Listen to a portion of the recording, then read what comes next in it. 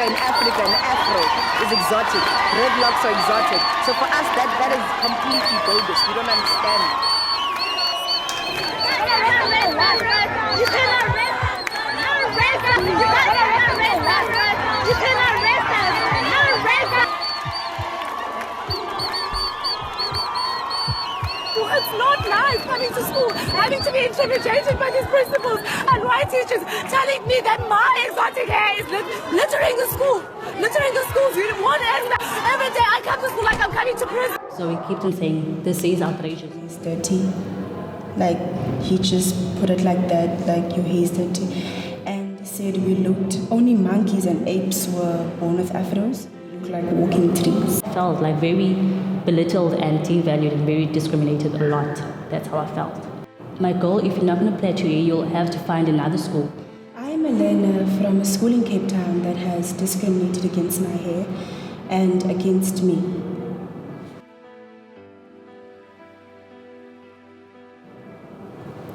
How I felt about my hair, wow. First of all, I felt like I was being discriminated because of something that I was born with, something that God gave to me, something that I cannot change. I'm just heartbroken because I don't understand what's wrong with my hair. Why isn't it accepted by the school? Also, I felt like devalued a lot because my hair defines me, it's who I am, and you telling me with afro that I look outrageous. Why isn't it the same as telling someone with straight hair that they look outrageous? Because this is my hair. Something that's just scandalous, man. Like, it's eye-catching. That's outrageous. Outrageous hair is prohibited. That's where outrageous comes in, is that they don't want outrageous hairstyles at the school. It's unacceptable and our hair is outrageous. So I was like, and you guys also plaited your hair. So they were like, yes, we have to follow the rules. So I was like, why are you guys doing this? So they were like, no, because he said he's going to send us home if we don't follow the rules. They threatened us with suspension letters if we did not go to the bathroom and plait our hair. So I couldn't understand, what does my hair have to do with like my academics? I was crying because I was afraid. Why am I being sent home? That was the main reason why I was crying. And I'm a very emotional person, so I started crying.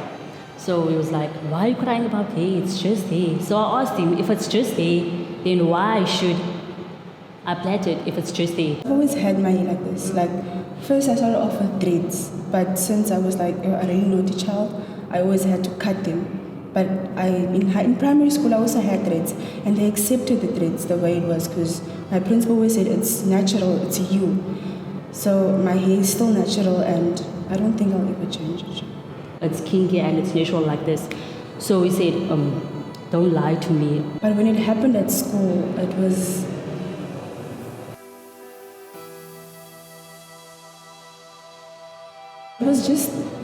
I felt like I was being attacked because that's like, most of my friends are at school.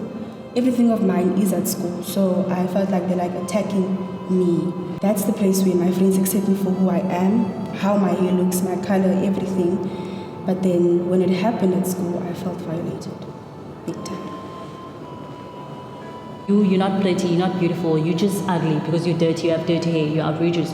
So now it's very hard for me to even go outside anymore because I feel like the world is looking at me as this dirty, outrageous girl. So it's really had an impact on my self-esteem a lot. I want to change the entire policy because it's an outdated policy. They can't be operating a school on a policy that was made in 1996.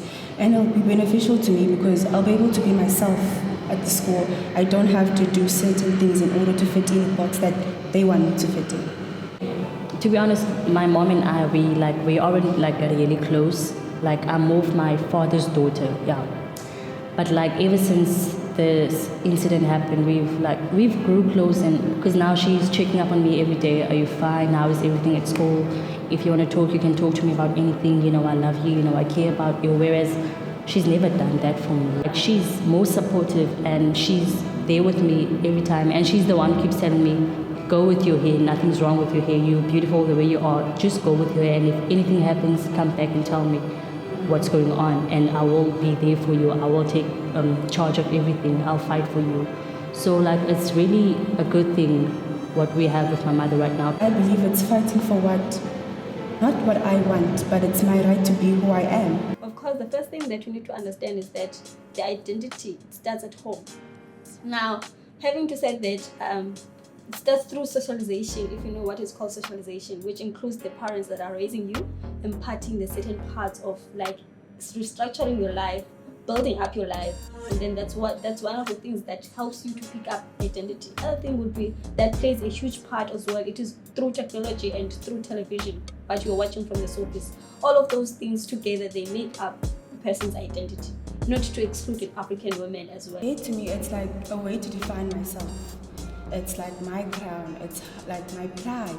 So like when the hair is taken away, I don't actually feel like myself.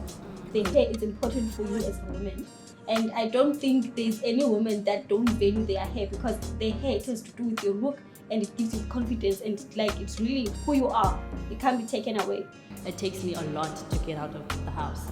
And now, on top of that, if I'm gonna have people telling me that I look outrageous with my own natural state, then I feel like people are saying things about me, so that's like pushing me down. Hair to me, it's like a way to define myself. It's like my crown, it's like my pride.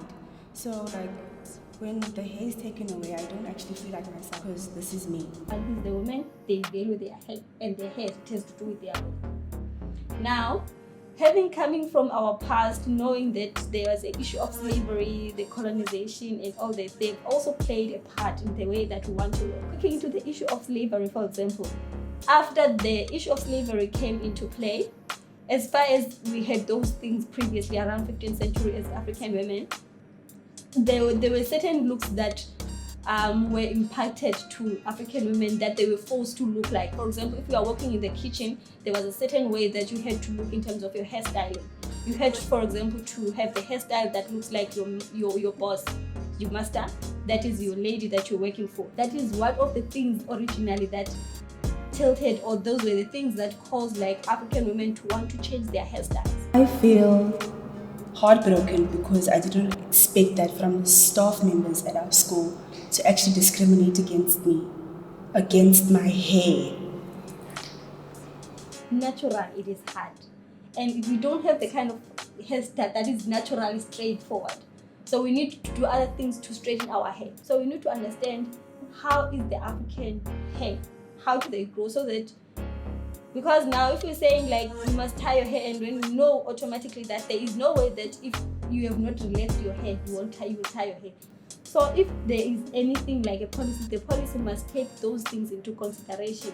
We're born with our hair like this, and we just wear it like this because it's natural, because the reason for it, you might say, is like a new awareness among black people that their own natural appearance, physical appearance, is beautiful and it's pleasing to them. But this has changed because black people are aware, and white people are aware of it too, because white people now want natural wigs. They want wigs like this. Dig it? Isn't it beautiful? Your hair naturally evolves from your scalp, expanding towards the sun, resisting the tug from the center of the earth. You are light, yet the incarceration of darkness imposes your being. Your African beauty slandered. Brown and black girl, know that you are beautiful as you carry the crown of your ancestors. Brown and black girls grow up being told that their hair is not beautiful, too textured, too ethnic. Brown and black girl, your hair serves as a trigger to your counterparts. You may have been overlooked, but your beauty is distinct. To brown and black girls learning to accept yourselves, this journey is one of unlearning everything you have been taught and told about the misconceptions of the texture of your hair. Know that these misconceptions are not faults of you, but the faults of the society we live in. Brown and black girl, you are the mother of the nation and birth innocence, and your hair is tied deeply in ancestral roots. You are not lost, you have returned, blooming. 25 years post-apartheid, and individuals wearing their hair in its natural state are still discriminated against, which is a violation of the human right. Wearing your natural hair is your right.